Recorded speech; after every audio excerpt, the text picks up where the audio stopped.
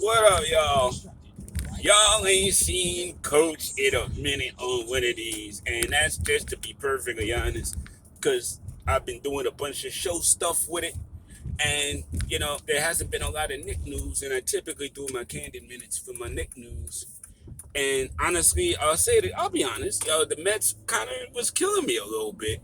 We started off wild strong, and I was loving everything, and then it's funny, when we were injured, we were playing lights out. When we got all of our healthy guys back, it went to bed. Or wet the bed, I should say. And we're coming back, and I know the DUI thing and the thumbs down, and y'all know I was all over that thumbs down nonsense on Twitter, so it is what it is. But I'm finding on Twitter, everybody, like non-fans, y'all say what y'all want to say, fine.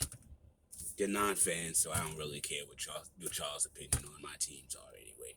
I mean, just like you don't care what my opinion is on your teams. You feel me? It's just fair.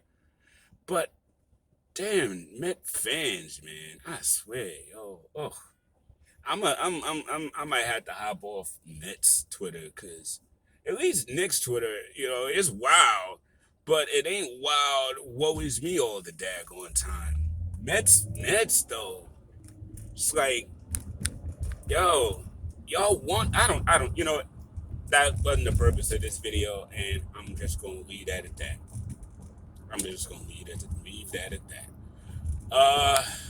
But I am here to talk about Ben Simmons, because I may or may not talk about Ben Simmons tonight on tonight's Candid Corner. We got a packed show and a lot of things going on, so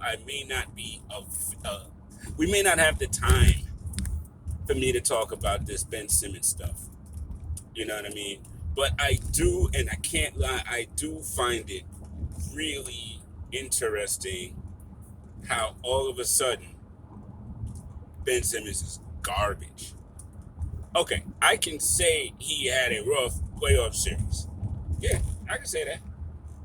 But to sit there and act like he's like trash, y'all bugging, like for real, for real. I mean, I get the jokes and stuff like that, and it's fun when you leave it in Jokeville. It's great. It's wildly entertaining. We have a whole lot of fun at his expense when we leave it in Jokeville. But when I was listening to NBA radio just now, and a caller came on, and Antonio Daniels was like, "Yo, is Ben Simmons a needle mover?" In other words, if you're on a team like the San Antonio Spurs and you're not really good, add him. Do you get better? The answer to that is yes, people. Come on. Yeah, he doesn't hit free throws and stuff, but if I'm not mistaken, the Philadelphia 76ers had the best record in the Eastern Conference last year. He did play on that team.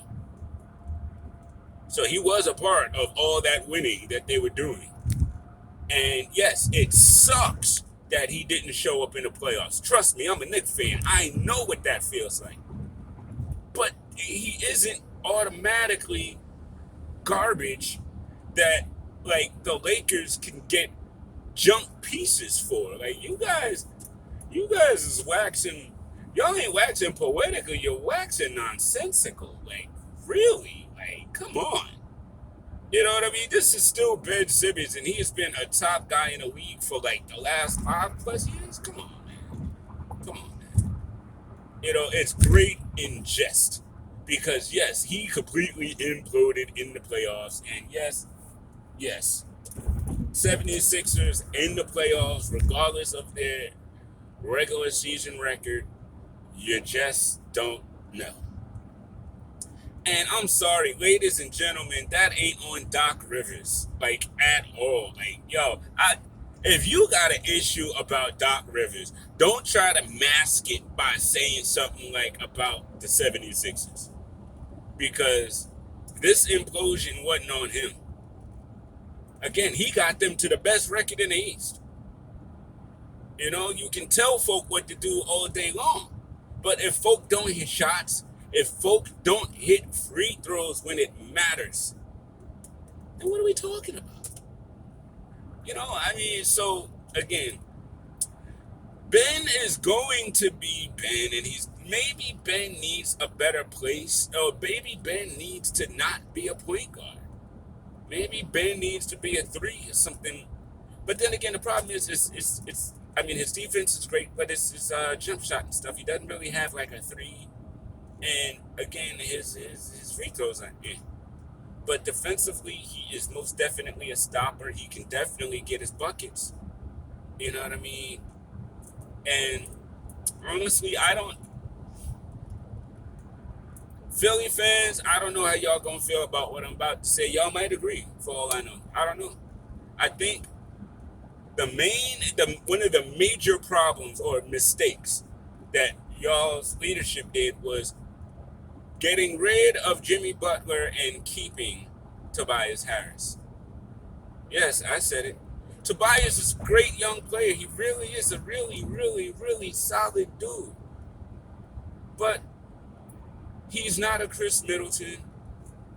He's not a Jimmy Butler. He's not a number two where all you need is a number one.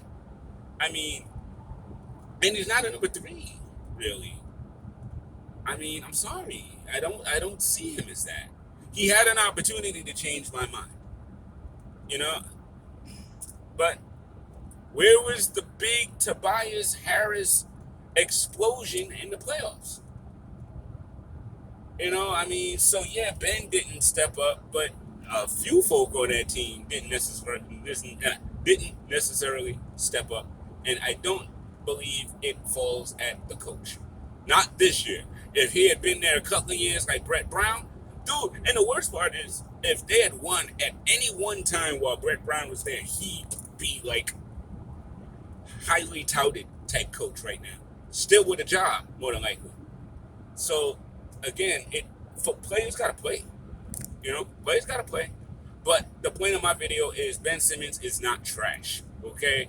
He is a really, really, really solid player, and somebody is going to really enjoy having his services. I honestly don't think it should be Golden State. I'm not going to say that. They've got the young player capital that I like. You know what I mean? So if you're going to trade with them, I get it. But my thing is just, don't do Ben no favors. Trade is behind the Kings. It's the same thing I felt with James Harden around that time. Like, why are y'all going to trade him to the Nets and get literally like nothing really back? I don't understand that. I don't know why Houston decided to help out the Nets so easily. I don't get it. Again, listen, player empowerment. Yeah, I hear you. I hear you. You gotta go where you want to go, where you feel respected. I hear you. And if you were like the guy that was really championing that team and stuff like that, then yeah, I could see them doing you a solid. But for a cat who didn't show up in the playoffs, got all in his feelings when his coach and his teammate got mad at him for not showing up in the playoffs and now want to quit the team, why do you got to send him someplace he wants to go? I mean, I get trading him because if he said he's not going to report, that means he's going to be a malcontent, and you don't need that in the locker room. You know what I mean? But, I would be that one GM that would pay a dude to stay his ass home. Because guess what? While you home being a miscreant and a malcontent, your stock is plummeting. And I'm going to let it plummet. And then I am going to trade you for 50 cents on the dollar. Because you weren't trying to be with us. You weren't loyal. You didn't do everything that you could do to win. I mean, folks was talking about trading Embiid a couple of years ago. Again, it's what it is. If you trying to be a superstar, got a superstar name, you got to perform. You know what I mean? You got to. So, again, I see why Philly is tired of it. I can see that. But what I don't see is why should I trade a player to anywhere if it ain't gonna help me out? If I'm not gonna get my max benefit for this, why do I gotta trade it? And I know no GM in their right mind would sit a player and just pay him to sit. I would, right and quick. Pay your silly butt, sit right there. Don't even come to the organization. Just get your check. Enjoy. Do podcasting. Do podcasting. You know what I mean? Yo. And then when I decide to trade you a year later, you know what I mean? Listen, I know it kills my draft stock too a little bit. I may not get as much for him. But by that time, we will have given the space to one of them rooks or somebody, and maybe they emerge. Maybe our draft pick emerges, and now that we don't have Ben playing, we got the space to actually play the kid and let him grow. And then boom, now we have his replacement. So I don't really mind. I don't mind trading him for 50 cents on the dollar because I already got his replacement in house. I mean, listen, I look at it different than a lot of folk do. Y'all know that. Y'all follow me. Y'all know. I look at things a little bit from an extra angle than a lot of folk, and a lot of times my angle is wrong. Shoot, I admit that.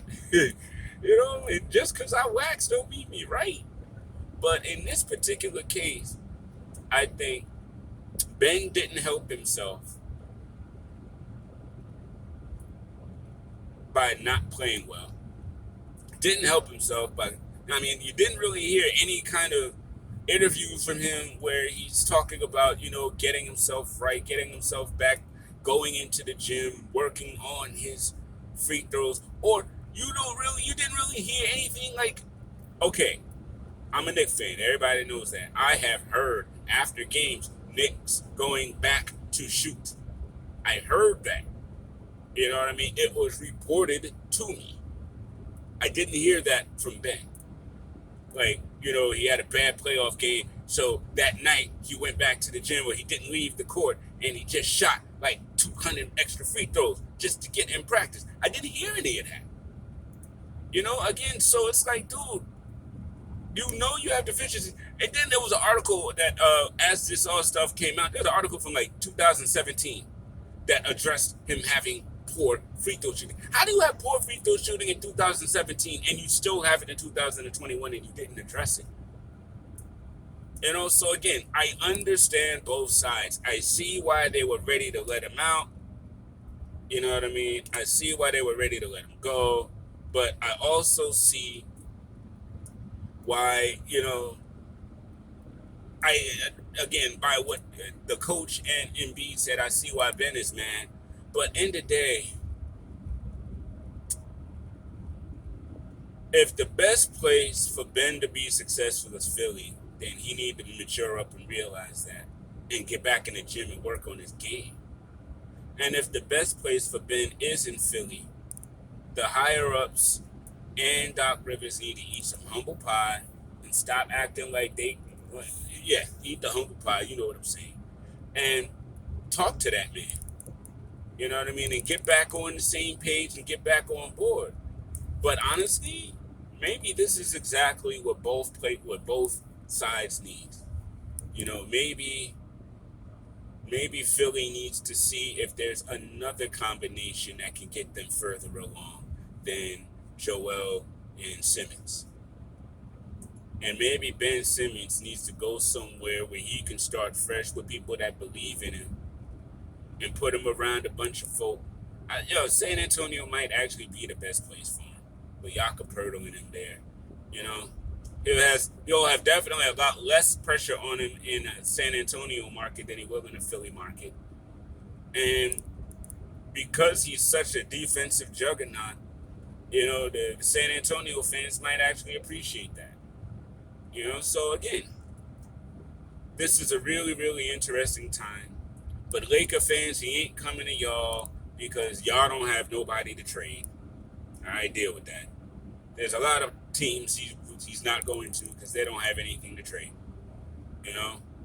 And that's just a realism. You know what I mean? A life dart, so to speak. Uh, yeah, I actually talked almost 15 minutes about Ben Simmons and the 76ers. I don't know how I feel about that. But thank y'all for watching. I appreciate it. And I'll talk to y'all. See y'all tonight. And then we will definitely see you again this Saturday on the next corner. So thank you for supporting this content. And we always just try to give it to you the best way we can. You know what I mean? Honestly, sincerely, and with love. Later.